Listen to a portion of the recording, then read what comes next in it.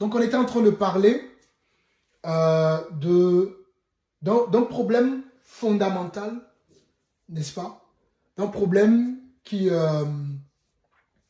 fait qu'aujourd'hui, en fait, les gens ne vivent plus pleinement la paix, la joie, l'épanouissement, parce qu'en fait, on a abandonné l'ordre établi par Dieu, on a abandonné certaines choses, et en abandonnant justement ces choses-là, qu'est-ce qui s'est passé? Ben, on a voulu nous-mêmes donc reformuler, on va dire, ou établir, rétablir des choses par nous-mêmes. Et en voulant rétablir ce que Dieu a établi dès le départ, ben, ça crée justement toute la souffrance que nous voyons, n'est-ce pas, au sein de la société. Alors, la meilleure manière de retrouver sa lueur, sa paix, sa joie, c'est de revenir à ce que Dieu a établi. La société aujourd'hui crie la souffrance. Vous voyez? Il y a une guerre vraiment sociétale, une guerre entre les gens, entre l'homme et la femme. Voilà, il y a vraiment une guerre, il y a une souffrance vraiment qui persiste et qui perdure dans la société. Et les gens n'ont pas compris qu'il faut revenir au regard de Dieu. Il faut revenir tout simplement à la source. Quand vous quittez chez vous, que vous voulez aller quelque part, et qu'à un moment donné, vous êtes perdu dans votre vie, la meilleure façon de vous retrouver, c'est de revenir au point de départ. En revenant au point de départ, vous allez peut-être revoir le chemin, n'est-ce pas? Et reprendre le chemin de la plus belle des manières. Et c'est ce qui nous manque, c'est ce qui manque à la société. Et je vous disais que aujourd'hui, en fait, on accuse beaucoup plus le gouvernement, la société, alors qu'on oublie que, en fait, avant d'accuser bien évidemment le gouvernement, ça part par rapport à tout ce qui se passe dans la société. Voyez-vous, la société a sa part bien évidemment par rapport à tout ce qui se passe dans la société. Mais il y a, comment dirais-je, il y a une échelle. Avant d'aller à l'échelle plus élevée, il faut d'abord commencer par la petite échelle. La petite échelle, c'est quoi? C'est que déjà, le problème se situe dans nos maisons, dans nos foyers. Une famille, une maison où il n'y a pas de modèle, une maison où il n'y a pas de restauration, une maison où il n'y a pas d'accompagnement, une maison, n'est-ce pas, où il n'y a pas d'ordre, tout naturellement, même quand on va aller à une autre échelle, notamment quand on va quitter notre maison, parce que nous sommes tous un jour appelés à quitter la maison, quand on va rentrer dans la vie professionnelle, etc., etc., en fait, il y a des problèmes que nous allons trimballer. Il y a des problèmes qui ne seront pas réglés parce qu'il y a un problème qui est un problème fondamental, qui est le problème d'accord du modèle que nous avons reçu avant, n'est-ce pas, de prendre notre envol.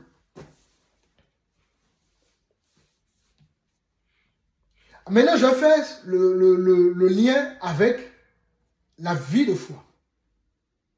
Il faut savoir que lorsque nous sommes touchés par le Seigneur, lorsque nous avons rencontré le Christ,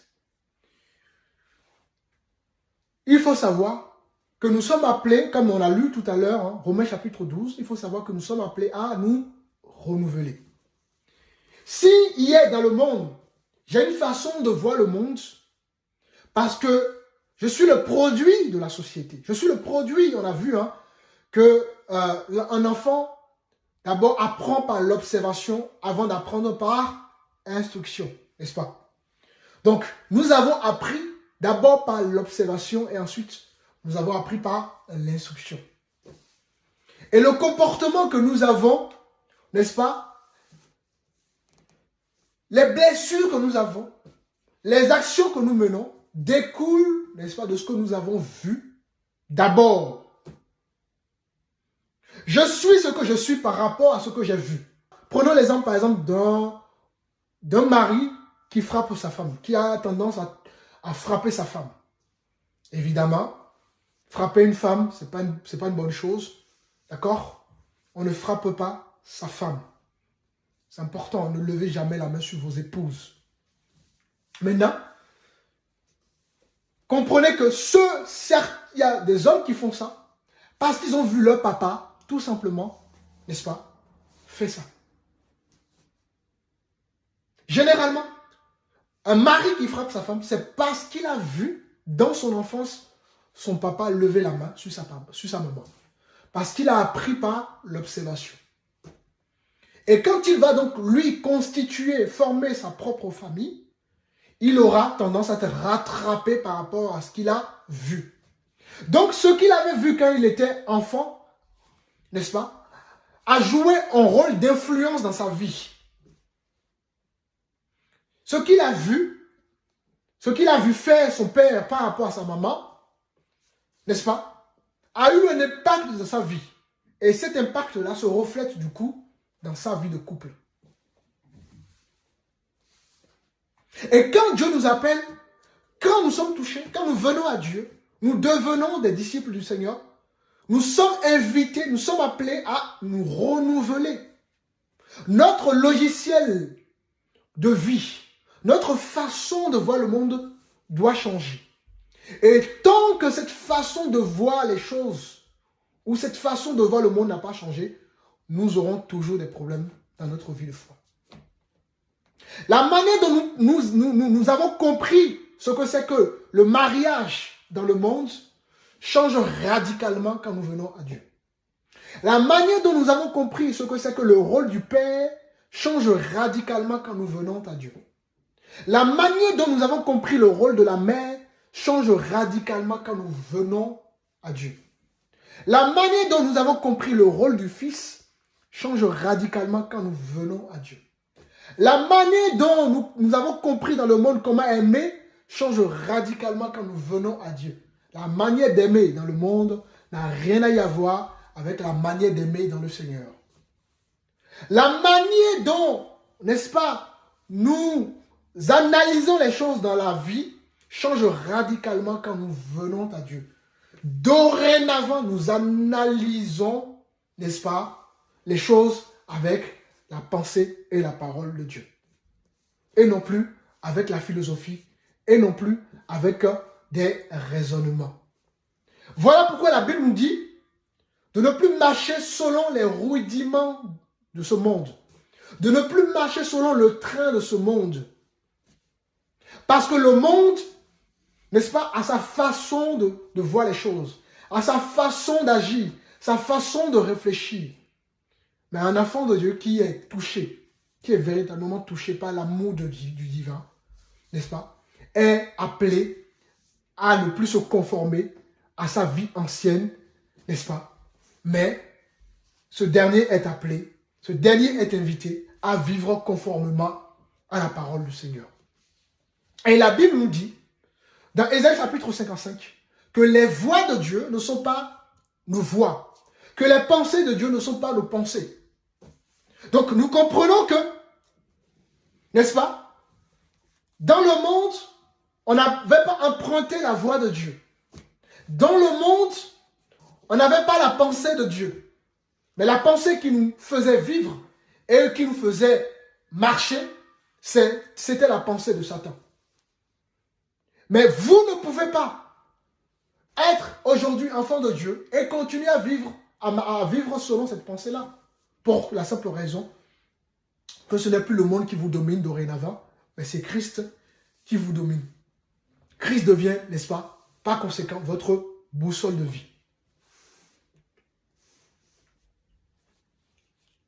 Alors, pourquoi je vous dis tout ça? Je vous dis tout ça parce qu'il y a un problème que nous avons, surtout dans la communauté chrétienne. C'est quoi le problème que nous avons? Nous avons tendance à continuer, quant à la vie chrétienne, à raisonner comme le monde. C'est-à-dire, par exemple, si sur un sujet nous voulons partager un sujet, chacun viendra donner son point de vue, son analyse, son expérience, en mettant de côté, n'est-ce pas, le modèle que Dieu, n'est-ce pas, vous appelle à observer. Dieu a un modèle pour nous. Et nous sommes tous invités à retrouver ce modèle-là. L'homme et la femme aujourd'hui ont perdu la notion de la complémentarité. Pourquoi? À cause du monde, à cause de la société, à cause de leurs blessures, à cause de beaucoup de choses. C'est pour ça que l'homme et la femme ont perdu la notion de la complémentarité. Mais quand nous venons au Seigneur, nous sommes invités à retrouver cette notion de complémentarité. Vous voyez le changement là qui s'opère tout de suite quand on vient au Seigneur? Donc, quand je suis un homme et que je suis touché par le Seigneur, Dieu m'invite à la responsabilité. Je ne peux pas être un homme touché par Dieu et continuer à vivre comme quelqu'un d'irresponsable. Aujourd'hui, nous voyons des hommes qui fuient les responsabilités. Des hommes qui sont carrément des femmes aujourd'hui. Hein. Que ce soit dans le langage, dans la façon de parler, que ce soit dans les actions et parfois même dans l'habillement. L'homme, n'est-ce pas, veut refléter la femme. Et la femme veut refléter l'homme. Et dans cette mentalité des choses, les rôles ont été inversés. Les hommes ont pris le rôle des femmes, les femmes ont pris le rôle des hommes. Maintenant, est-ce que nous, quand nous venons au Seigneur, est-ce que nous sommes appelés à continuer à vivre comme ça? Mais non. Est-ce que nous sommes appelés à continuer à vivre comme ça? Parce que tant que Dieu ne retrouve pas ce qu'il a établi dans notre vie, nous aurons du mal à avancer avec Dieu. Nous aurons du mal à être heureux. Quelque chose, je vous ai donné l'exemple par exemple de, imaginez ce smartphone. D'accord? Il a été conçu pour recevoir une charge. Donc il faut, quand la batterie se décharge, il faut charger la batterie par le biais d'un câble. C'est son fonctionnement. Il a été conçu comme ça. Et imaginez, pendant l'utilisation, le téléphone se décharge. Et vous, pour charger le téléphone, vous oubliez la voie naturelle, n'est-ce pas? Le processus naturel par lequel, n'est-ce pas, il doit fonctionner. Et vous allez chercher, je ne sais pas, une pile, quelque chose d'autre. Qu'est-ce que vous aurez comme résultat? Ça ne marchera pas. Pour la simple raison que, n'est-ce pas, il y a une notice liée à ça et nous devons respecter cette notice à la lettre. Si le concepteur de ce produit, que le fonctionnement de ce téléphone, c'est au travers d'un câble qui doit être branché dans une prise, eh ben, il faut suivre ce processus-là. Vous ne suivez pas ce processus-là, il y aura dysfonctionnement. Regardons notre vie. Pourquoi il y a autant de dysfonctionnements dans notre vie? Pourquoi il y a autant de problèmes dans la société? Autant de problèmes dans nos mariages? Autant de problèmes avec les enfants? Autant de problèmes avec nos semblables? Parce qu'il y a dysfonctionnement. Nous avons mis de côté la notice pour vivre selon nous. Et la notice, bien évidemment, ça représente la parole du Seigneur. C'est lui qui est l'auteur du monde. C'est lui qui a créé le monde. Et c'est lui qui est notre créateur également. Il a créé le monde et il nous a créés. Donc tout naturellement, pour que nous puissions vivre une vie heureuse, pour que la société soit dans une vie de paix, il faut qu'elle soit connectée à la source. Pour que nous puissions être dans une vie de paix, il faut que nous soyons également connectés à la source. Donc, à notre Créateur. C'est ainsi que nous allons pouvoir vivre la vie de paix et de bonheur. Et c'est ainsi que la société va pouvoir vivre la vie de paix et de bonheur également. Alléluia. Donc, le problème de la société, la souffrance de la société, vient d'un dysfonctionnement, vient d'un abandon de la source, vient, n'est-ce pas, d'une façon de vouloir changer les choses. Vous ne pouvez pas vivre une vie de paix tant que vous n'êtes pas connecté à la source et tant que vous ne remettez pas de l'ordre dans votre vie. Combien de chrétiens sont chrétiens mais n'ont pas mis de l'ordre dans leur vie? Combien de couples sont chrétiens mais n'ont pas mis de l'ordre dans leur vie de couple? Combien de communautés prétendent être églises, mais n'ont pas mis l'ordre institué par Dieu dans leur communauté. Combien? Nous voulons la paix de Dieu. Nous voulons l'amour de Dieu. Nous voulons la joie de Dieu. Nous voulons les bénédictions de Dieu, mais nous ne voulons pas obéir à Dieu. Vous voyez qu'il y a un problème. Nous voulons les choses de Dieu, mais nous ne voulons pas suivre ses lois. Nous devons revenir à la source. C'est très important. Et tant qu'on ne revient pas à la source, les problèmes resteront toujours présents dans notre vie.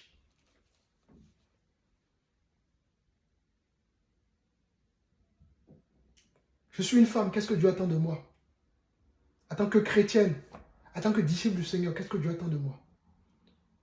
Maintenant, dans mes différentes responsabilités, en tant que mère, qu'est-ce que Dieu attend de moi dans cette responsabilité en tant que mère? Et je reviens à la source par rapport à ça. Dans la responsabilité en tant qu'épouse, qu'est-ce que Dieu attend de moi en tant qu'épouse? Je reviens à la source dans cette responsabilité. En tant que servant de Dieu, qu'est-ce que Dieu attend de moi en tant que servant de Dieu? Je reviens à la source par rapport à cette responsabilité en tant que servant de Dieu. En tant que sœur, qu'est-ce que Dieu attend de moi par rapport aux autres? Je reviens à la source en tant que sœur par rapport à ça. En tant qu'homme, qu'est-ce que Dieu attend de moi en tant qu'homme? Je reviens à la source par rapport à ce que Dieu attend de moi en tant qu'homme. Dans mes responsabilités, en tant que mari, qu'est-ce que Dieu attend de moi? Je cherche à comprendre ce que Dieu attend de moi en tant que mari. Et je reviens à cette responsabilité. En tant que père, je reviens à cette responsabilité. En tant que frère, je reviens à cette responsabilité. En tant que serviteur, je reviens à cette responsabilité. Ainsi donc, je vais pouvoir vivre l'harmonie, la paix et tout ce que Dieu a établi derrière. Et c'est ça le problème de la société. Tu vas entendre souvent dire des frères qui se disent être des chrétiens, ramener toujours la parole à leur expérience. Ah, moi je ne peux pas, je ne fais ceci, machin, je ne peux pas. C'est pas ce que Dieu te demande. Dieu te demande, sois responsable. Tu as un problème d'éjection, va te former. Tu as un problème de responsabilité, va te former. Jusqu'à ce que tu ne prennes ta responsabilité en tant qu'homme. Parce que tant que tu ne prends pas cette responsabilité, n'est-ce pas? Tant que tu ne prennes pas cette responsabilité, pardon, tu ne pourras pas, mon frère, ma soeur, mon frère, être agréable à Dieu. J'entends souvent aussi dire, les femmes, ramenez toujours les choses à leur expérience. Voilà, Dieu te dit, je ne sais pas, Dieu te dit, l'homme, voilà, ton mari, c'est ceci, c'est cela. Et toi, tu viens dire, ah non, tu ramènes ça à ton expérience. Non, Dieu veut que tu reviennes à ta responsabilité. Afin que, justement, les choses fonctionnent.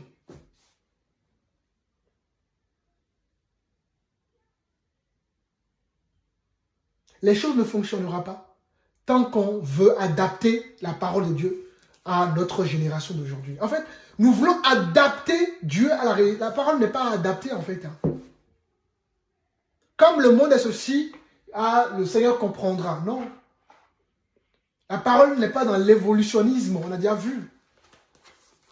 La parole n'est pas dans l'évolutionnisme, les amis. La parole, c'est oui et amen. Maintenant, c'est à nous de conditionner la société, notre environnement, à ce que la parole dit.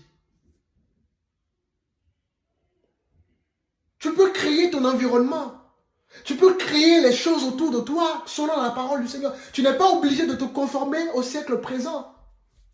Si le siècle présent te dit absolument que, en tant qu'homme, en tant que femme, ton mari ne doit pas connaître ton salaire, mais toi, en tant qu'enfant de Dieu, est-ce que Dieu t'appelle à ça? Non. Il y a des coups comme ça, le mari ne sait même pas ce que la femme gagne. Dieu ne t'appelle pas à ça. Ça, c'est la société. Mais moi, quand je viens au Seigneur, je comprends que mon argent, c'est l'argent du foyer. Mon argent, c'est aussi celui de mon mari. Alors, je change de mentalité, ça, pour ça. En tant qu'homme, il y a des hommes, la femme ne sait même pas ce qu'ils gagnent. Pas dans le but de contrôler, parce qu'il y a des hommes, des femmes qui veulent savoir ce que le mari gagne pour contrôler. Et pour cela, il y a des femmes, il y a des hommes qui ne vont. Mais encore là, il y a un problème. Comment ta femme ne sait même pas ce que tu gagnes? C'est qu'il y a un problème. Donc la société encourage ce genre de choses. Mais moi, chrétien, je sais que Dieu ne m'encourage pas à cela. Alors, je reste transparent avec ma femme. Et c'est ce qui fait que nous avons tant de problèmes. Nous voulons gérer les choses selon le monde et non gérer les choses selon Dieu. La Bible dit que l'homme c'est ton autorité, mais toi tu refuses l'autorité. Comment tu veux être en harmonie? Comment tu veux être en paix? Tu ne peux pas. La Bible dit que ta femme c'est ton aide, c'est ton semblable, mais toi tu refuses cette aide. Comment tu veux être heureux? Tu ne peux pas être heureux. Je vous ai souvent pris l'exemple du toit et du poutre. D'accord?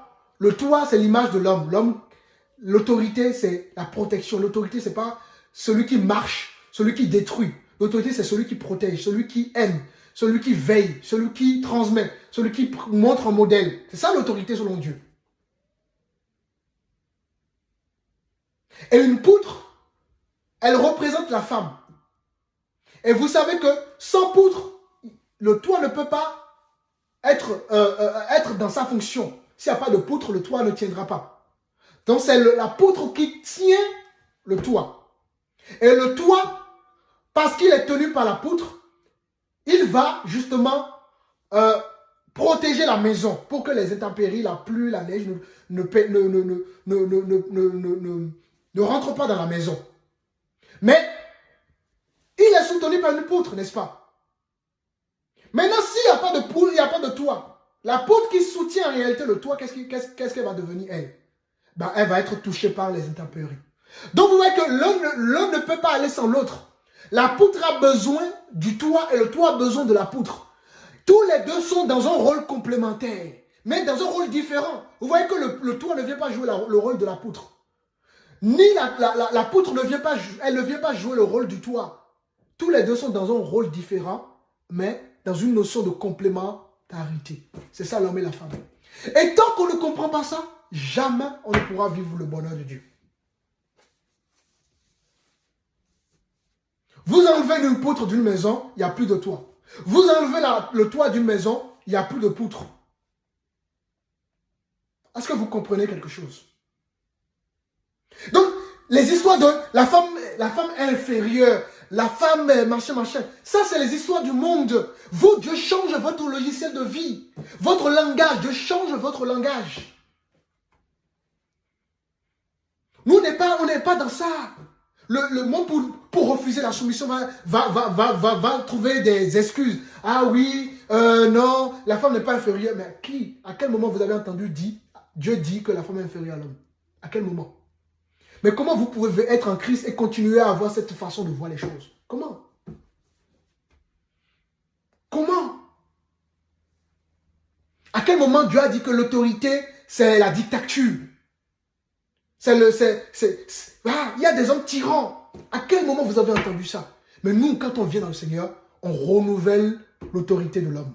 On renouvelle la soumission de la femme. On renouvelle le rôle de la femme. On renouvelle le rôle de l'homme. On renouvelle le rôle des enfants. On renouvelle le rôle des parents vis-à-vis des enfants. On renouvelle le rôle de l'homme dans la société. On renouvelle le rôle du serviteur. Est-ce que vous comprenez quelque chose? Mais si vous n'êtes pas renouvelé, à quel moment vous voulez rentrer dans le plan de Dieu? À quel moment? Je vais vous donner un exemple. Moi, mon deuxième père dans la foi, après mon premier père dans la foi, il a épousé, il est d'origine congolaise. Et il a épousé une blanche. Il servait déjà le Seigneur quand il a rencontré cette blanche. Et cette blanche n'était pas convertie. Vous savez combien d'années il a fait pour que sa femme soit convertie en Christ? 10 ans. Non. Imaginez la vision de la femme et imaginez la vision d'un serviteur de Dieu. Deux visions différentes. Vous savez ce qu'il faisait? Il allait même dans les toilettes pour prier pour sa femme. Il a attendu 10 ans pour que sa femme soit transformée. Déjà, pour que sa femme rencontre Dieu déjà. Après, la transformation, ça a pris des années. Mais qui peut faire ça? Qui peut donner cette patience à un homme? Si ce n'est pas Dieu. Qui peut donner cet engouement à un homme d'aller prier dans les toilettes? Parce que des fois, là, c'est chaud. Et il allait prier, sortait pour aller prier pour sa femme. Il a persévéré pour sa femme. jusqu'à ce que sa femme ne rencontre Dieu. Et ils sont ensemble jusqu'à aujourd'hui. Et là, sa femme est pleinement dans son rôle d'aide dans le ministère. Mais quand tu vas les voir aujourd'hui, là, tu vas les voir toujours, tu vas dire un beau couple, un couple qui s'aime. De loin, on va apprécier les choses. Mais le sacrifice derrière, nous ne le savons pas.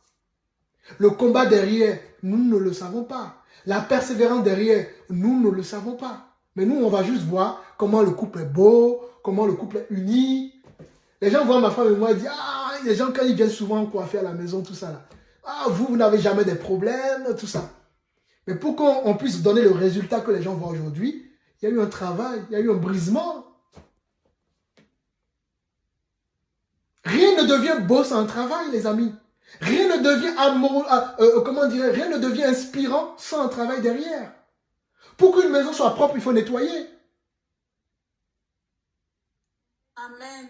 Pour qu'une maison soit propre, si tu ne nettoies pas la maison, elle ne sera pas propre. Pour que tu sois belle, il faut que tu prennes soin de toi. Pour que tu sois beau, il faut que tu prennes soin de toi. Donc tout demande un travail. Nous voulons des résultats, mais nous ne voulons pas le travail. Parfois, c'est comme ça que nous nous comportons dans les faits, dans les actions. Et voilà pourquoi nous ne vivons pleinement pas le bonheur de Dieu. Parce que nous refusons de nous aligner à la pensée de Dieu, à ce que Dieu attend de nous en tant qu'hommes, femmes, etc., etc.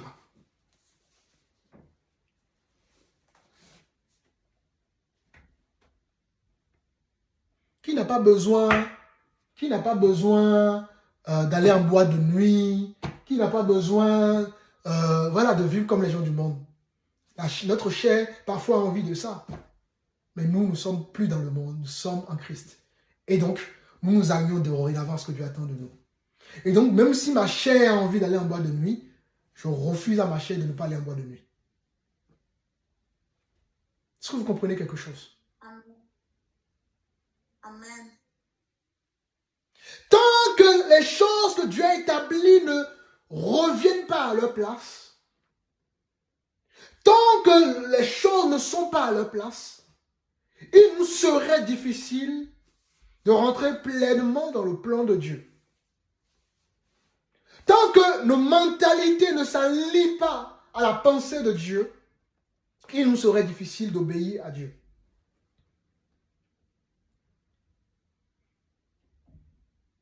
Pourquoi nous pouvons aimer les autres aujourd'hui? Parce que Dieu nous a aimés le premier. Franchement, de par moi-même, je ne peux pas vous aimer. C'est impossible pour moi que je vous aime selon Dieu. C'est parce que Dieu m'a aimé que je peux aimer. Donc, c'est lui le modèle de tout. Et tant que je ne suis pas ce modèle, il me serait difficile d'être agréable à Dieu. Un chrétien qui a rencontré Jésus n'est plus dans le favoritisme. Regardez les serviteurs aujourd'hui qui sont dans le favoritisme, incapables d'aimer les fidèles. On va aimer les gens parce qu'ils ont peut-être un peu plus d'argent, un peu plus intelligents. On va aimer les gens parce qu'ils ont une capacité. Jésus a-t-il aimé les gens ainsi? Un serviteur de Dieu, toi qui est censé appeler à travailler au salut des âmes. Pour aimer les âmes, tu as un problème. Donc tu ne peux pas être serviteur de Dieu déjà si tu as un problème dans l'amour. Parce que quand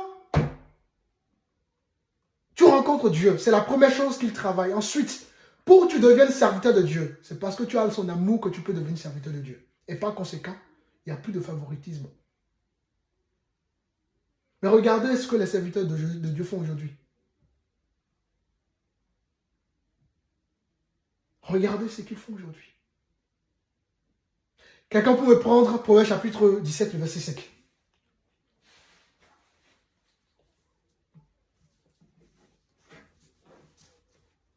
Proverbe, vous avez dit, pasteur. Oui, 17, le verset 5.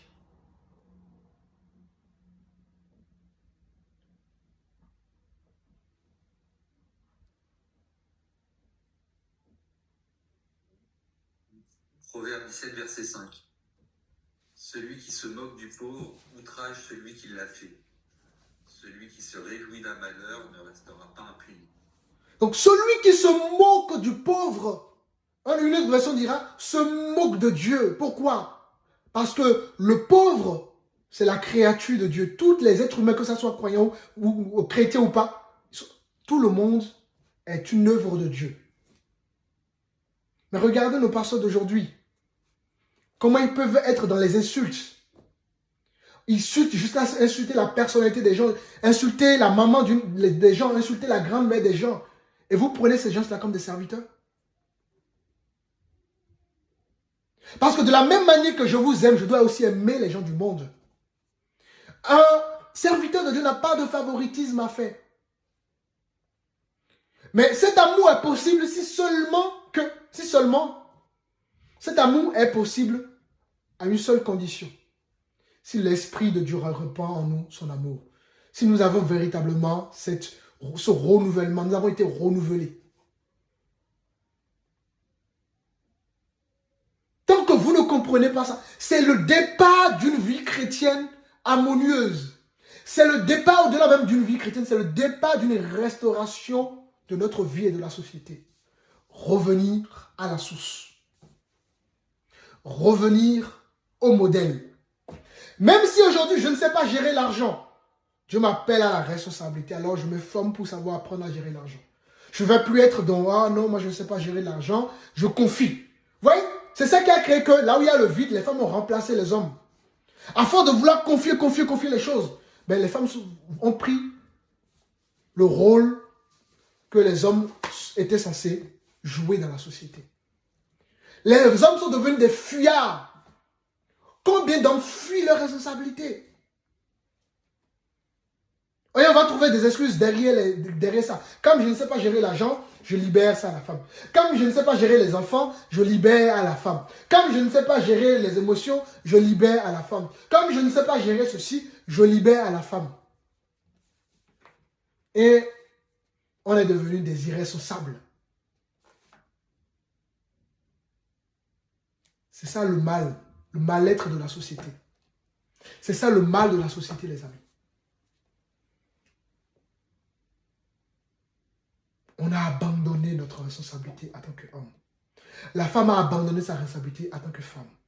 Alors, qu'est-ce qu'il fait? L'un a pris la responsabilité de l'autre, l'un a pris le rôle de l'autre, et ça crée tout simplement la confusion et tout le désordre que nous avons dans la société.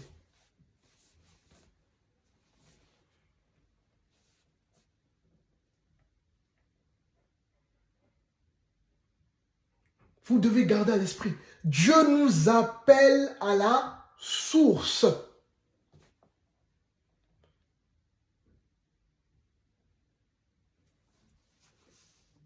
Et ça, c'est important. Maintenant, nous sommes dans Matthieu. Matthieu chapitre 1. Là, ça va nous parler de la généalogie, de la naissance de Jésus. Et juste après cela, je vous invite maintenant dans le chapitre 3. Alors, chapitre 3.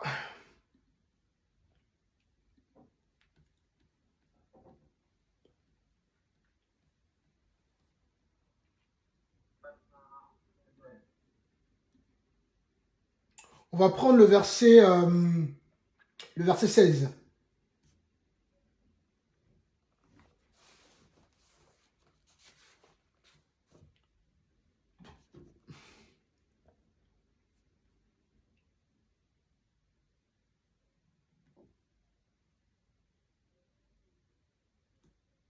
Matthieu chapitre 3, le verset 16.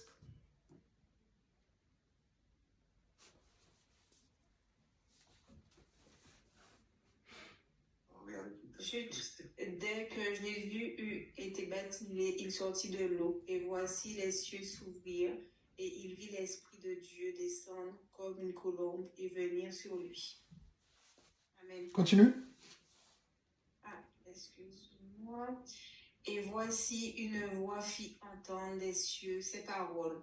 Celui-ci est mon fils bien-aimé, en qui j'ai mis toute mon affection. Amen. Amen. Donc, après la généalogie de Jésus, donc dans Matthieu chapitre 1, On vient donc dans le chapitre 3 et on va voir que Jésus va être baptisé. Et le baptême qui est un moment capital, hein, un moment très capital, un moment spécial dans la vie justement d'un chrétien. Un peu comme le mariage, c'est un moment, ce sont vraiment des moments clés, des moments spécifiques à notre vie. Et le baptême a été un moment capital pour Jésus, non pas parce que Jésus était un pécheur, d'accord? Jésus n'était pas un pécheur, mais il est passé quand même par le baptême d'eau. Je vous ai déjà expliqué tout ça dans les enseignements. Comme ce n'est pas le but. Voilà. Donc, Jésus se baptise et il va être plongé dans l'eau. Et ensuite, la Bible nous dit que le ciel va s'ouvrir. Après son baptême, le ciel s'ouvre. D'accord? Marc parlera de le ciel s'est déchiré. Le ciel se déchira. On parle de Marc chapitre 1, le verset 10. Donc, le ciel s'ouvre après son baptême. Et qu'est-ce que nous entendons? La première chose que nous entendons la voix du Père. Qui dira, tu es mon fils bien-aimé en qui j'ai mis toute mon affection. Tu es mon fils bien-aimé en qui j'ai mis toute mon affection. C'est la première fois dans les Écritures que Dieu le Père s'adresse à son fils directement. Juste après le baptême, Dieu s'adresse à son fils directement. Maintenant, la question qu'on va se poser, à quel moment, question que je vous pose, hein, à quel moment cette déclaration s'est faite? C'est une question que je vous pose si vous avez bien compris ce que j'ai dit précédemment. À quel moment cette déclaration s'est faite?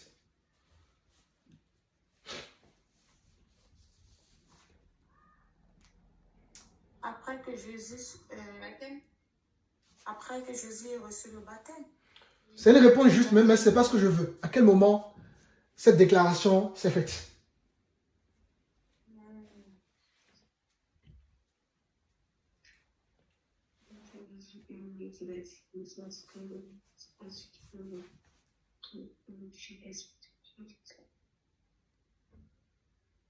Avant le début du ministère de Jésus.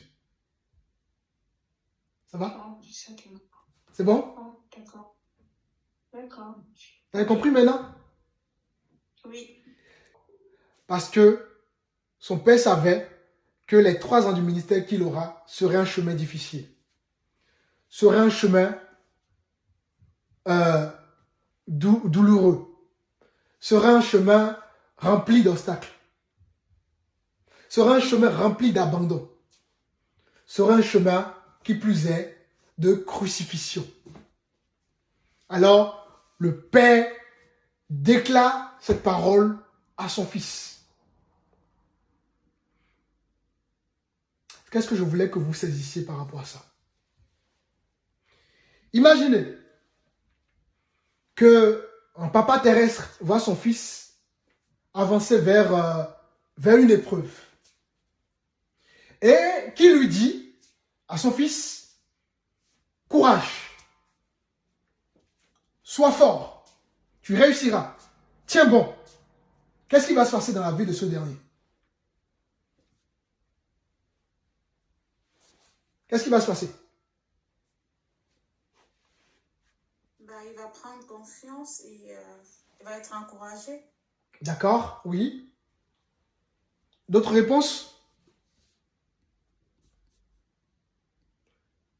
Il prendra confiance et il saura que son père est avec lui.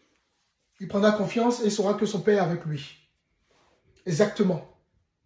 En fait, cet encouragement vis-à-vis de cet enfant-là va être un booster pour lui. En fait, à chaque obstacle, il se souviendra de la parole de son père. À chaque obstacle, il sait que son père est là. Il sait qu'il n'est pas abandonné. Il sait qu'il peut réussir parce que son père lui a dit que tu peux réussir. Par Par conséquent, ses actions ne seront pas donc conditionnées par ce que le monde dira de lui. La douleur ne sera pas conditionnée par rapport à ce qu'il va vivre sur le moment, mais il est conditionné par rapport à ce qu'il a entendu de son Père. Et c'est pour ça qu'avant, n'est-ce pas, le début du ministère de Jésus, nous allons voir cette belle déclaration du Père. Parce que son Père savait le chemin qui lui attendait, qu'il attendait.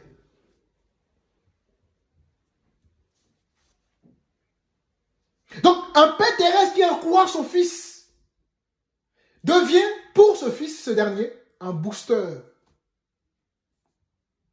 L'enfant peut affronter tout à cause de ces paroles qui sortiraient de la bouche de son père.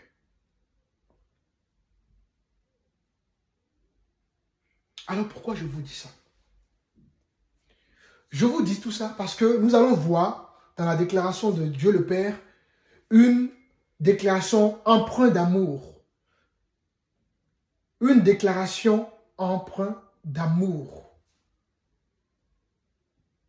Et cette déclaration empreinte d'amour va devenir pour le Fils une stabilité intérieure.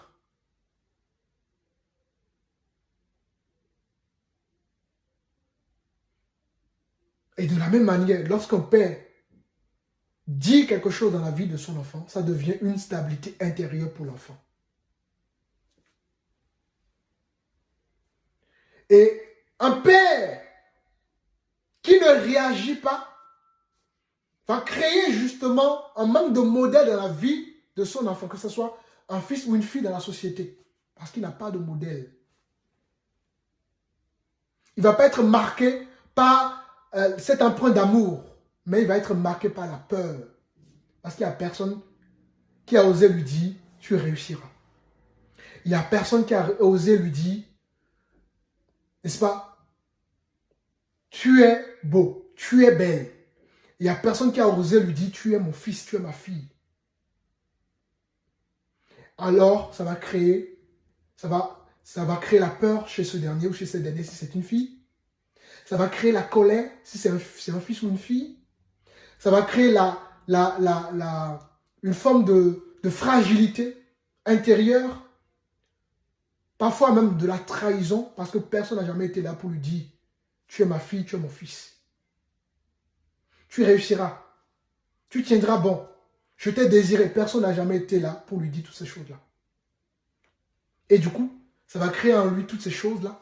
Parfois, ça crée de la négligence. Ça va créer parfois de la violence.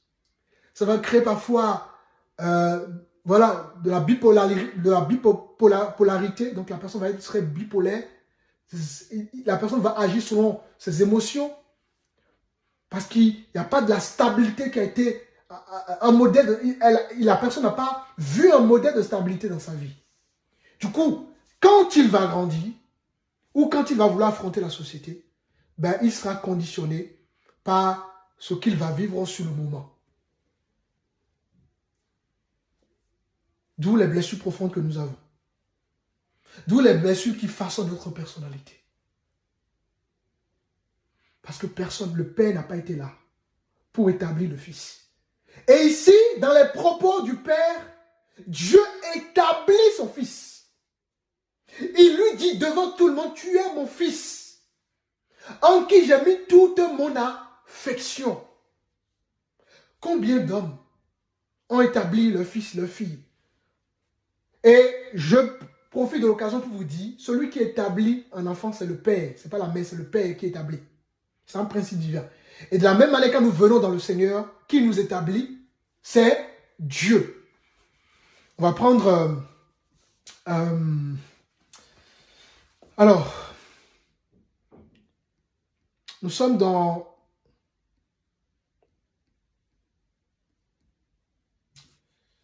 le livre d'Éphésiens, chapitre... On va même prendre d'abord Jean chapitre 1. Quelqu'un peut me lire le verset 12 ou le verset 13.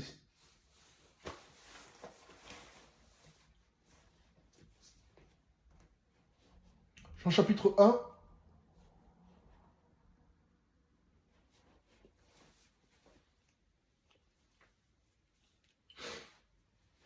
Le verset 12 et le verset 13.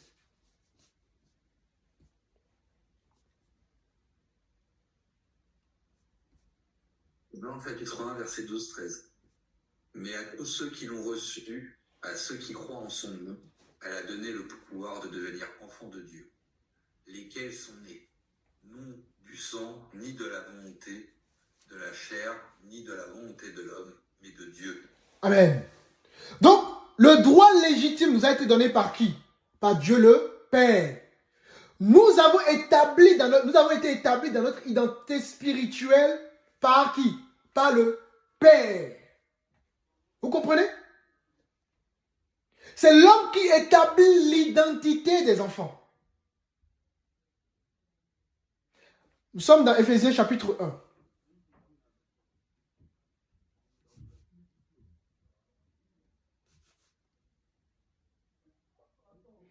Le verset 5.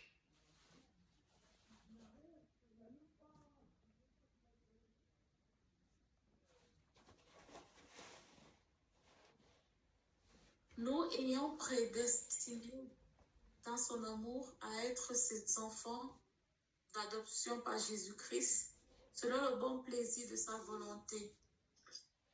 Amen. Donc là, on revient encore à l'établissement. C'est le Père qui nous a établi, qui a établi notre identité. Et c'est le même principe. Rappelez-vous, je vous disais la semaine dernière, dans l'essence même de Dieu, d'accord, il y a le masculin, il y a le féminin. C'est pour ça que nous retrouvons tout en Dieu. Nous retrouvons tous les caractéristiques d'une femme en Dieu. D'accord? Et Dieu nous a créé à son image. L'homme représente une partie de Dieu. La femme représente une partie de Dieu.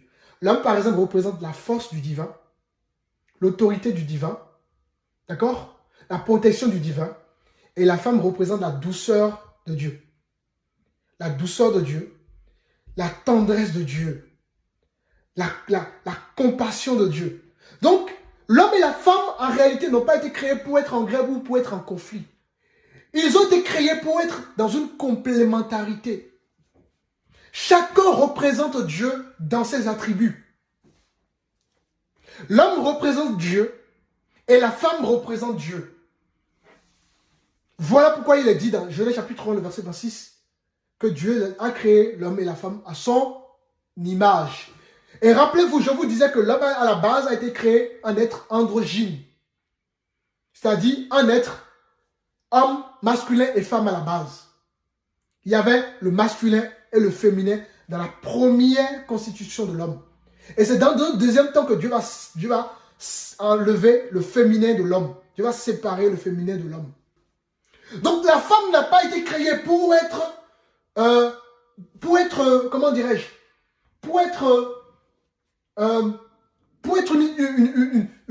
excusez-moi le terme, pour être une serpillère. La femme, c'est notre sang.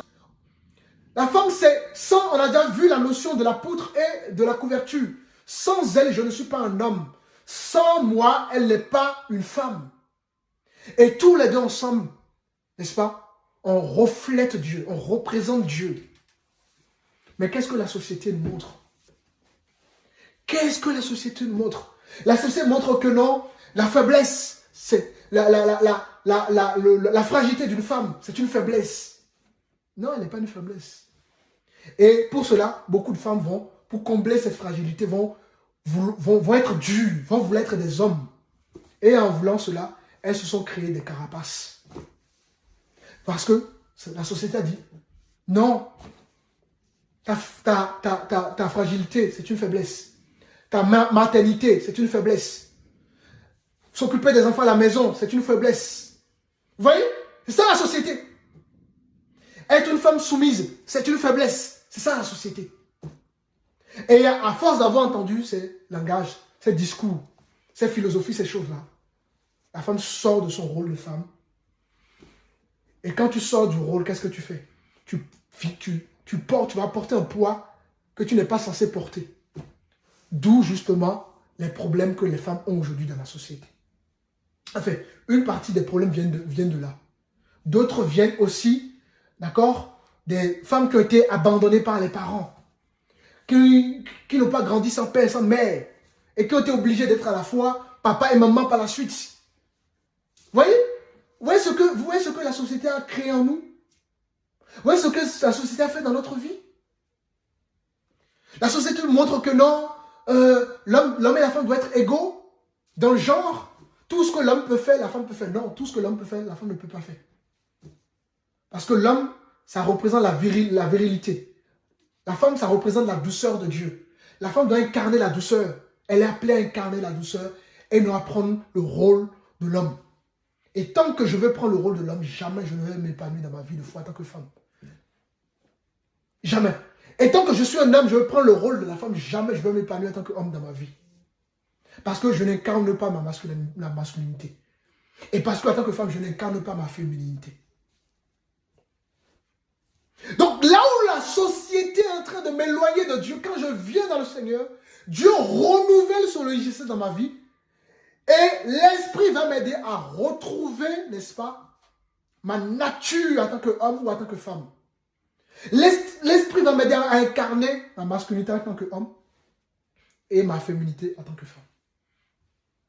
Mais tant que je reste toujours dans ce combat du passé, dans ce combat du monde, jamais la parole ne pourra me transformer. Parce que je n'ai pas été renouvelé. Est-ce que vous comprenez? Amen. Amen. Amen. Parce que je n'ai pas été renouvelé. Pourquoi aujourd'hui les femmes ont pris des responsabilités? Parce que les hommes ont fui leurs responsabilités et la nature a horreur du vide. Alors, là où un homme devrait éduquer, la femme a éduqué. Là où un homme devrait prendre l'autorité, la femme a pris l'autorité. Là où l'homme devrait protéger, la femme protège. Là où l'homme devrait, la femme remplace. Et c'est ça le problème de la société. Et ce problème, ça touche tous les aspects de notre vie de couple, notre vie de tous les jours, notre vie professionnelle.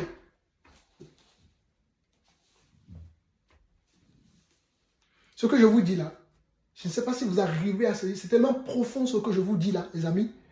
Ce que je vous dis là, si vous êtes attentif et attentif à ce que je vous dis là, vous allez recevoir une restauration de la part de Dieu. Amen. Amen. L'homme et la femme ne sont pas en compétition. Mais ce sont deux êtres que Dieu a créés pour être à l'image de Dieu, donc des êtres complémentaires. Alors, quand je viens dans le Seigneur en tant qu'homme, je cherche de comprendre quel est mon rôle, je prends mon rôle en tant qu'homme. En tant qu'homme, Dieu m'appelle à protéger ma femme, mes enfants. Je suis le premier gardien de mon foyer. Et si je ne suis pas capable d'être protecteur, alors je dois crier à Dieu pour que Dieu me donne cette responsabilité, pour que j'arrive à incarner cette responsabilité. Je dois être capable de rassurer ma famille par des preuves, par mon attitude, par ma vie. Mon argent, là, je ne dois plus faire n'importe quoi. Parce qu'à chaque fois, je dois penser à ma femme et à mes enfants.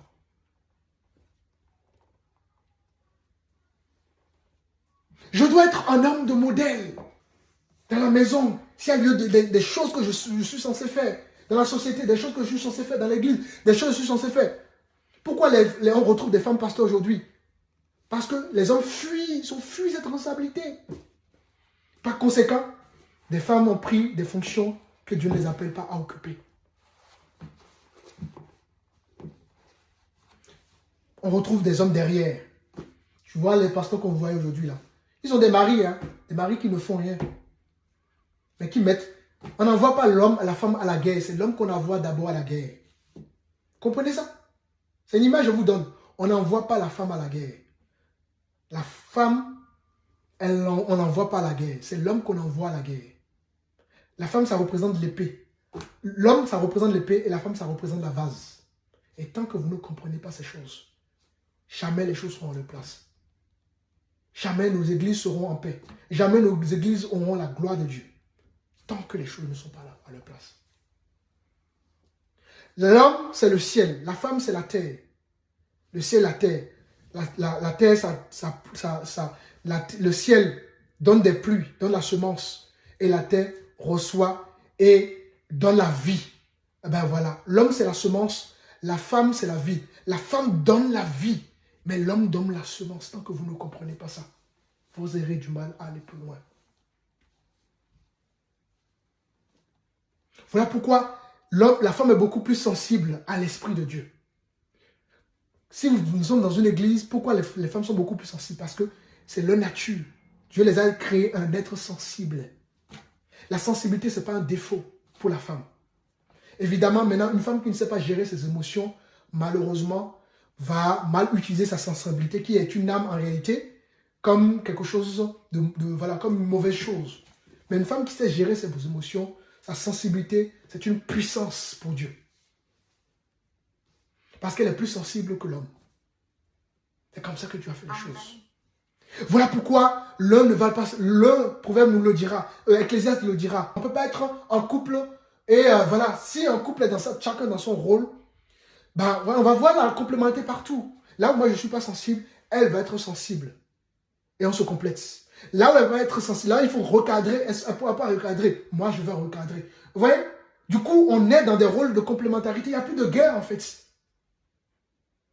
Il n'y a plus la guerre. Là où la pression monte et elle panique, moi je viens pour rassurer. C'est ça l'homme et la femme. Mais regardez la société. Que nous dit la société? La société pousse la femme à être l'homme et l'homme à être la femme. Et malheur est tombé sur l'Église. L'Église continue à vivre comme le monde. Donc, mon frère, sache que tu dois être un homme devant Dieu. Un homme responsable. Un homme qui protège. Un homme qui établit. Quand vous avez c'est toi qui dois établir. Pas simplement l'homme qui va aller chercher l'argent. Mais un homme qui est capable de dire à son fils, je t'aime, tu es mon fils. Tu n'es pas accident. Je t'aime, tu es ma fille, tu n'es pas accident. Et un enfant qui entend ça dans la société, il n'est pas un enfant perdu. Il sait qu'à la maison, papa lui dit, je t'aime. Papa lui dit, tu es mon fils. Papa lui dit, tu vas y arriver. Papa lui dit, tu tiendras bon. Il sait que son père lui dit ça. Alors il a un repère. La fille sait qu'on lui dit, tu es ma fille. Tu es ceci, tu es cela. Donc elle a un repère également. Et ainsi donc, comme elle a un repère, elle va embraser, affranchir tous les obstacles, tous les obstacles, n'est-ce pas, de la société. Mais nous, qu'est-ce qu'on fait?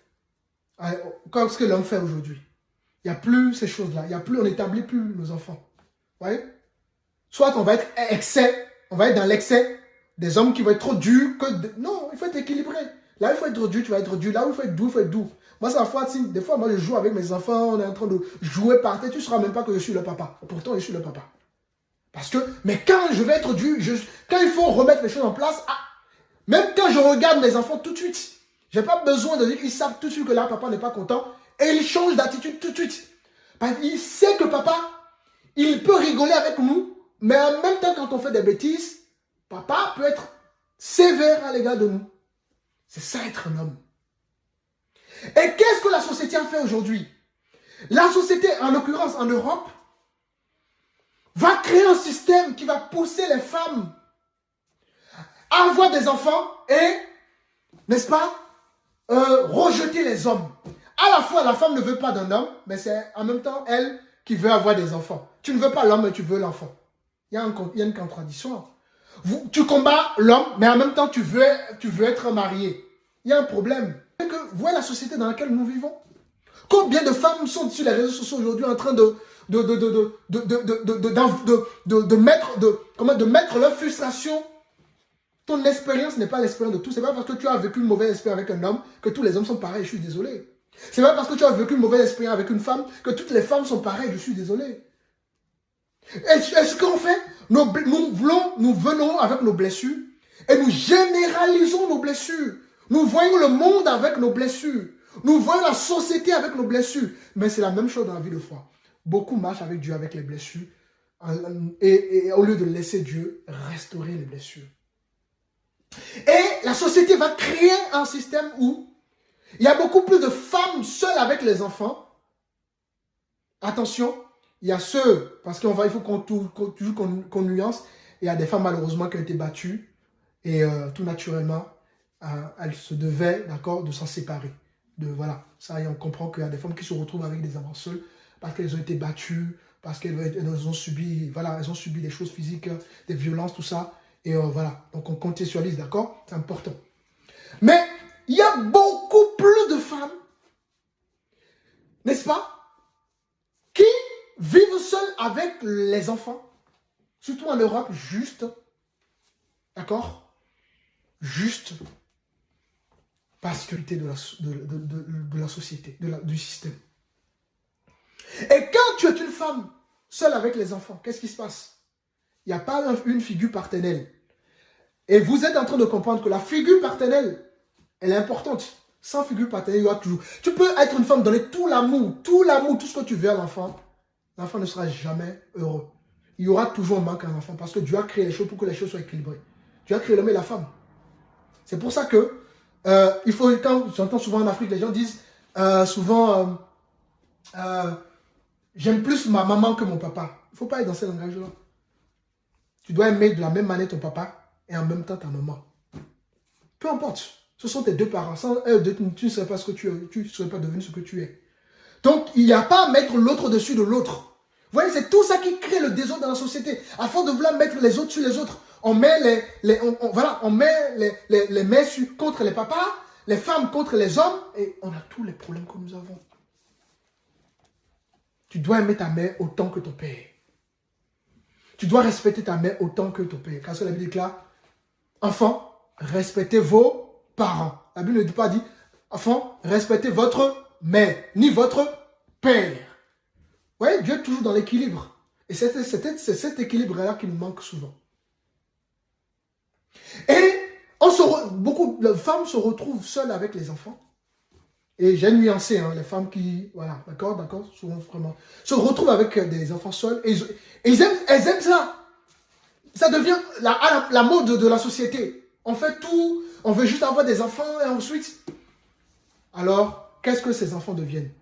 Ces enfants deviennent les dorgués de demain, les violeurs de demain, les délinquants de demain. Tout ce que nous voyons aujourd'hui, les jeunes voient aujourd'hui là. Les jeunes, vous voyez qu'ils sont en train de braquer, en train de consommer des trucs qu'il ne faut pas consommer. Aller à la source. Ce n'est pas leur faute. Ils n'ont pas eu des modèles. Certainement le papa n'a pas été là. Certainement la maman n'a pas été là. Certainement un modèle n'a pas été là. Conséquence, voilà ce qu'on voit aujourd'hui. Regardez les jeunes de nos cités, les jeunes des banlieues, regardez ce qu'ils sont devenus. Parce qu'il n'a pas été un modèle. Ils n'ont pas reçu un modèle ou elles n'ont pas reçu un modèle dans leur vie. Mais nous, qu'est-ce qu'on fait? On vient taper sur les gens sans jamais aller à la source. Et c'est ce travail-là que l'Esprit est venu faire dans notre vie. Nous ramener à la source. Rebâtir les choses avec nous. Et dans de telles familles où l'enfant grandit sans voir un homme, une figure paternelle, il y a forcément un besoin quelque part. Le besoin d'établir cet enfant. Il faut un homme pour établir l'enfant. Un homme pour recadrer les choses quand il faut. Vous allez voir généralement, même quand tu es une femme, que tu es en train de recadrer l'enfant va jouer parfois avec toi. Parce qu'il y a des choses, c'est inné pour l'homme. Et il y a des choses, c'est inné pour la femme.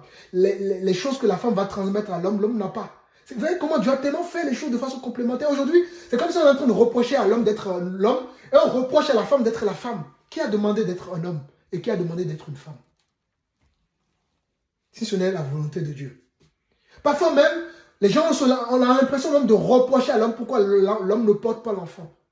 Mais Dieu l'a créé homme, Dieu ne l'a pas créé pour qu'il porte l'enfant. Donc rien ne dépend de lui. Et on reproche à la femme pourquoi elle est si sensible. Mais Dieu l'a créée comme ça pour qu'elle soit un être sensible. Vous voyez ce qu'on fait? Vous voyez le mal qu'on se donne, le combat, vous voyez, on se fait du mal. Au lieu de rentrer dans la vision du Seigneur, on se fait du mal. Et nous, en tant que chrétiens, nous devons sortir de tout ça. Je dois sortir de ça. Ma vie ancienne, c'est du passé. Je dois rentrer dans une nouvelle vie. Une façon de voir les choses.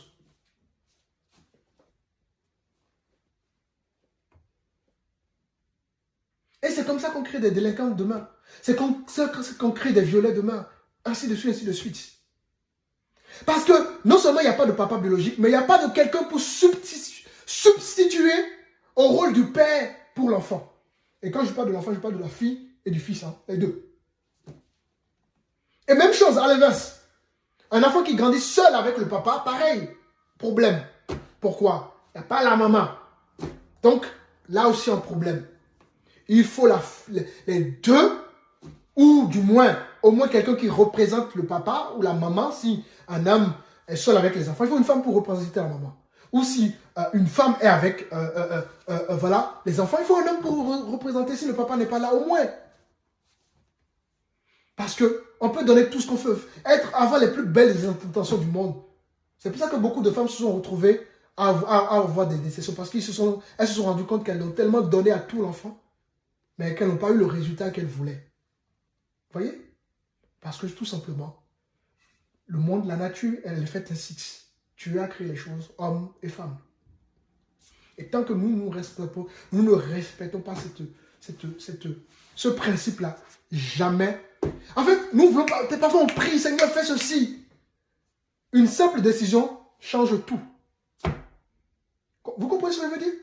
Une simple décision, si je décide aujourd'hui de prendre mon rôle en tant qu'homme, je n'ai plus besoin de jeûner pour que Dieu agisse. Dieu a déjà agi. Une simple décision change l'atmosphère change les choses en fait. Le problème, c'est que nous ne décidons pas. Et comme nous ne décidons pas, ben, on prie, on ne va rien se manifester. Parce que Dieu nous a déjà donné la capacité de changer les choses. Mais nous voulons rester que dans la prière, alors que Dieu nous demande de changer nos comportements. Dieu nous demande de changer notre conduite. Dieu nous demande de changer notre façon de voir les choses. Dieu n'est pas un magicien. Tout est dans l'obéissance, les amis. Tout. Voilà la société d'aujourd'hui. Mais il y a des femmes qui se sont retrouvées le choix que de se retrouver seules avec les enfants. Quand ces gens de femmes viennent dans le Seigneur, qu'est-ce que Dieu fait? Tu vas d'abord les restaurer parce qu'il y a des blessures derrière. Tu vas les restaurer. Et quand Dieu va les restaurer, elles ne vont pas continuer à vivre seules avec les enfants. Dieu va les bénir pour qu'il y ait un homme dans la maison. Un homme qui va les aimer. Un homme qui va les protéger. Un homme qui va reprendre les choses à zéro. Et si elle vient déjà avec un homme déjà, qu'est-ce que Dieu fait dans ce cas-là? Si elle n'a pas rencontré Dieu avant de rencontrer un homme, ou elle est venue avec déjà un homme, qu'est-ce que Dieu fait? Ben, l'homme, si ce dernier n'était pas un chrétien ou transformé, mais Dieu va transformer cet homme pour que cet homme redevienne un homme pour cette femme-là. À la fois, Dieu va l'utiliser comme un médecin pour cette femme-là. Dieu va l'utiliser pour qu'il représente l'homme dans sa plénitude, pour qu'il incarne l'homme. Alors, un homme responsable et non un homme qui fuit ses responsabilités. Un homme qui protège et un homme qui blesse. Un homme qui prend soin et un homme qui délaisse. Un homme, la liste elle est longue, hein? Je peux vous faire toute une liste. Dieu redonne à cet homme de prendre la place qui lui est due, afin justement d'être un instrument que Dieu va utiliser pour restaurer ces derniers. Vice versa, un homme qui vient dans le Seigneur avec déjà une femme qui n'a pas connu le Seigneur, ben Dieu va justement aussi donner le caractère à cette femme, d'être cette femme, cette épouse véritable, cette épouse douce, dans sa façon de parler, dans sa façon de faire. Pour l'homme, cette épouse qui va incarner la douceur, incarner la paix. La femme, elle incarne la paix, elle incarne la douceur, elle incarne les attributs de Dieu. Et l'homme incarne quoi? La sécurité, la paix, la protection. Je ne vous dirai jamais assez. Donc, quand vous entendez le mot autorité, ne vous bornez pas. Comprenez que l'autorité doit être comprise selon la vision du Seigneur. Quand vous entendez la soumission, ne vous bornez pas. La soumission doit être comprise selon la vision du Seigneur. Et tant que vous n'avez pas compris cela, les couples auront toujours un problème. Nous aurons toujours un problème parce que nous ne voulons pas revenir à la source. Moi, j'ai connu un couple, parmi les couples que j'ai connus, J'ai connu un couple qui avait été accompagné par l'un de mes pères de la foi. Et ce couple-là, qu'est-ce qui s'est passé? Par irresponsabilité, ils ont perdu leurs enfants. Pas la faute de l'homme, mais pas manque de responsabilité de l'homme. C'est pas que l'homme a volontairement tué, mais parce qu'il n'a pas pris ses responsabilités, l'enfant s'est retrouvé dans une situation où il a perdu la vie. Imaginez ce couple, imaginez ce couple-là, qu'est-ce qui peut se passer pour ce couple-là? Colère, rancune contre le mari, n'est-ce pas? Division, séparation. Jamais, selon le monde, leur relation ne pourrait continuer. Jamais. Et Dieu a restauré ce couple-là. Et aujourd'hui, ils sont serviteurs de Dieu. Pourquoi je vous donne cet exemple-là? Pour vous faire comprendre une chose, rien n'est impossible à Dieu si nous sommes disposés de cœur. Rien, les amis. Nous, n'oublions jamais, je le dis toujours, soit nous voulons suivre le Seigneur, soit nous ne voulons pas le suivre. Et encore une fois de plus, Dieu nous laisse toujours le choix de le suivre. Évidemment, même si on fait le choix, qu'on dit, bon, telle chose ne m'arrange pas, telle situation ne m'arrange pas, ce n'est pas pour autant que Dieu va nous rejeter. Dieu restera toujours notre Père. Toujours. Dans toute situation, Dieu restera toujours notre Père. Mais une chose est certaine, tant qu'on ne vient pas à l'obéissance du Seigneur, on aura du mal à vivre pleinement notre identité. Donc, un père, peu importe ce qui se passe, ne doit jamais abandonner ses enfants. Combien d'enfants ont été en prison et à la sortie de leur prison, on leur demande pourquoi vous n'allez pas chez vos parents? Ils disent non, on a été reniés. Un père ne renie jamais ses enfants. Une mère ne renie jamais ses enfants. Quel que soit ce que nos enfants sont devenus, quel que soit ce qu'ils sont. Jamais on ne ferme la porte de sa maison à ses enfants. Mais qu'est-ce que la société fait? Ferme les portes. Et que deviennent les enfants? C'est pour ça que les enfants, ils partent en prison, demain ils repartent en prison, après ils repartent en prison. Parce qu'il n'y a plus de modèle, il n'y a plus de personnes. Ils n'ont plus de parents. Pourtant les parents vivent. Il n'y a plus de papa. Pourtant le papa est en vie. Il n'y a plus de maman. Pourtant la maman est en vie. Alors, devrions-nous continuer à vivre comme le monde? Devrions-nous continuer à avoir la mentalité du monde? Devrions-nous continuer à voir l'homme selon le monde? Devrions-nous continuer à voir la femme selon le monde? Devrions-nous continuer à voir, n'est-ce pas, les choses selon le monde? Non. Alors, c'est de la responsabilité de chacun de dire Seigneur, Seigneur, tu m'as touché pour une vie pour une vie de changement. Alors je veux apprendre à tes pieds, comme Max. Je veux apprendre à me connaître, à me redécouvrir, à savoir qui je suis, afin de pouvoir transmettre ce que je suis. Et comment tu peux transmettre qui tu es si tu ne sais pas qui tu es? Comment je peux transmettre quelque chose si je ne sais pas qui je suis? Vous comprenez? Donc, c'est à ça que Dieu nous appelle ce dimanche. Je n'ai pas encore terminé. Voilà, tout l'enseignement là-dessus. Il y a encore beaucoup d'autres choses que nous verrons. Mais pour aujourd'hui, c'est sur ça que je vais m'arrêter. Dieu nous appelle à nous redécouvrir.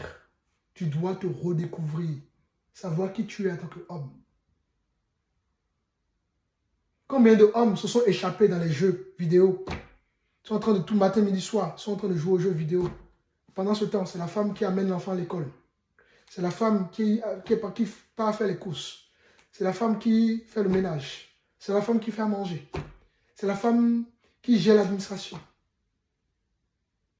Vous voyez? Les hommes, prenez vos responsabilités. Les femmes, prenez vos responsabilités. Et si vous voulez véritablement voir la gloire de Dieu dans votre vie, alignez-vous à ce que Dieu attend de vous. Et vous verrez la gloire de Dieu. Nous, mon épouse et moi, tous les jours, nous verrons la gloire de Dieu. Ce n'est pas la gloire de Dieu, ce n'est pas des choses grandioses où on a l'impression que la gloire de Dieu, une lumière va briller. Les gens... Non, ce n'est pas ça la gloire de Dieu. Amen. La gloire de Dieu, c'est dans les petites choses. Amen. Amen, pasteur. Ouais, ça fait depuis 2016 que je ne travaille pas pour une entreprise. Comment je fais pour payer des factures? Vous savez combien de dépenses je fais tous les mois? que ce soit ma vie, le ministère, tous les mois, les charges par mois pour le ministère, combien je fais? Évidemment, Dieu merci, Dieu, il y a des soutiens par la grâce du Seigneur, on bénit ceux qui soutiennent le ministère. Mais comment je fais, à votre avis, s'il n'y a pas la grâce de Dieu? Comprenez? Comment je fais s'il n'y a pas la grâce de Dieu? Je ne commande pas, je n'ai pas de dîme, je ne me demande pas la dîme des gens. Les gens ne me font pas des enveloppes, comme les pasteurs qui manipulent pour avoir des enveloppes. Je n'ai pas ça. Comment je fais à votre avis? Depuis que je sais le Seigneur. Parce que Dieu est fidèle. Mon épouse et moi, on n'a jamais manqué de quoi que ce soit. Même quand on peut être malade, rapidement, Dieu nous rétablit. Tout ça, c'est la grâce de Dieu. On ne se plaint pas. On n'envie personne. Comprenez? C'est la grâce de Dieu. Alors, revenons au Seigneur pour vivre la paix du Seigneur. Il n'y a rien de plus beau, de plus tranquillisant, de plus fortifiant que d'avoir la paix du Seigneur. Et cette paix, elle se traduit par notre obéissance. Alors j'appelle les hommes et j'appelle les femmes à entendre Dieu. J'appelle l'homme à prendre ses responsabilités en tant qu'homme et j'appelle la femme à prendre ses responsabilités en tant que femme. J'appelle les serviteurs à prendre les responsabilités. J'appelle les enfants à prendre les responsabilités en tant qu'enfants. Si chacun est dans son rôle, nous serons tous complémentaires. Amen. Je ne serai pas pasteur s'il n'y a pas de fidèles. Vous comprenez? Je suis pasteur parce qu'il y a des fidèles. Une communauté n'existerait pas s'il n'y a pas de serviteurs. Donc tout ce que Dieu a fait, c'est toujours dans la complémentarité. J'ai besoin de vous. Vous avez besoin de moi. Alléluia. Et si chacun comprend cela, la vie va retrouver sa saveur. Rappelez-vous, la Bible déclare que nous sommes quoi? Le sel du monde. Mais comment un sel peut-il donner la saveur aux autres si lui-même, n'est-ce pas, n'a pas retrouvé sa propre saveur? Retrouvons notre saveur et ensuite nous pouvons communiquer cette saveur aux autres par la grâce du Seigneur. J'aimerais qu'on puisse se lever pour prier. Je sens qu'il faut qu'on prie pour ça. On va prier un peu. Je sais, est-ce qu'il y a déjà un suivi de prière par rapport à ce qui a été partagé? Évidemment, s'il y a des questions, je prendrai les questions après la prière. Est-ce qu'il y a déjà un suivi de prière déjà? Quelqu'un a un suivi de prière particulier par rapport à ce qui a été partagé, ou par rapport à lui, ou par rapport de façon générale, ou par rapport à son ressenti, par rapport à ce qu'il a reçu au moment où cette prédication a été communiquée? Est-ce qu'il y a un sujet de prière?